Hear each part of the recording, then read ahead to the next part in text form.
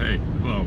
You're stuck in Travel with Wolf. Going a couple-minute riff on IT and IT security. So today we are looking at building apps and proxying access, allowing someone to log in as you or as one of your customers. Now, I need a housekeeper. This is related, I promise. I really need a housekeeper. I was traveling for 26 days straight earlier this year, and as you might imagine, when I returned, the place was a little bit dirty.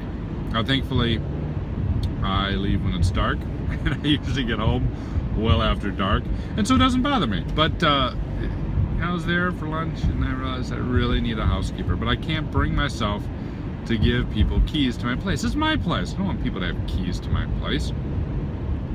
And in much the same way, when we build apps, we oftentimes have to figure out, how do we let someone in in a trusted way. So tip to you, there's several layers of access that you can grant to let people come in as you into your app portion of an application.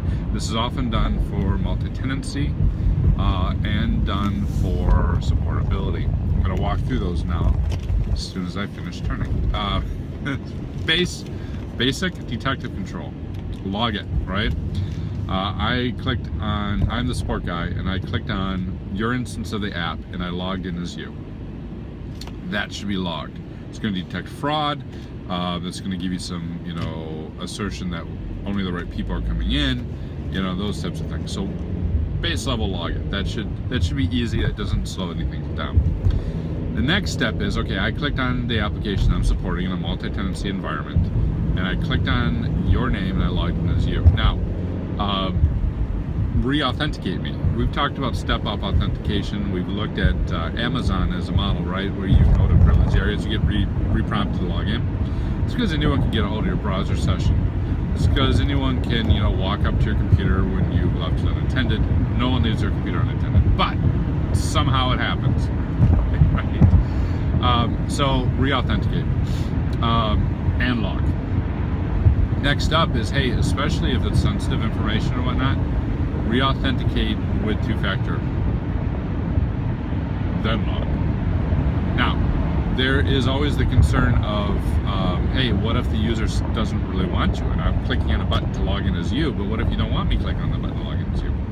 So you may also have a process in place that's similar to multi-factor, but it's two-way. So I click on it, it's logged, I put in my password, I request access, you get a message, hey, Wolf is requesting access to your instance. Do you want in? I want to let him in. You trust me, right? Come on. You watch this video, you can let me in. and that allows access. So that's even better. Now, not only is there assurances that it's really me, because of the combination of password and multi-factor, there's assurances that you really want me in the system because you clicked yes. Now, there's going to reach a point as we keep adding these controls where the support professional is going to go, this is way too much work. And the end user may go, this is ridiculous. I don't want to do all these steps. So the final thing to consider is allowing the application owner, right, you in this example, to turn this on or off. You may say, hey, right now we're trying to troubleshoot an issue or we're going live and there's a lot of support requests. I'm going to turn off all this extra security because I trust Wolf, when you're logging in as me, you're doing so because we need to get stuff done. Okay, great, thank you so much. And you click the box, and now it's back to just simple username and password, or maybe even quicker than that. Once we're up and running, and once there's not many support tickets, we flip that feature back on. So it's important to take into account, as with any security control and any functionality, what the business process is, and remembering that we're ultimately here to protect the business process by protecting the technology that enables that business process, not the other way around. So that's it. That's what you would do. You'd log it, you'd use passwords, you'd use multi-factor, you'd use end user acceptance, and you allow the end user to turn these things on or off. If only I could do that for a housekeeper.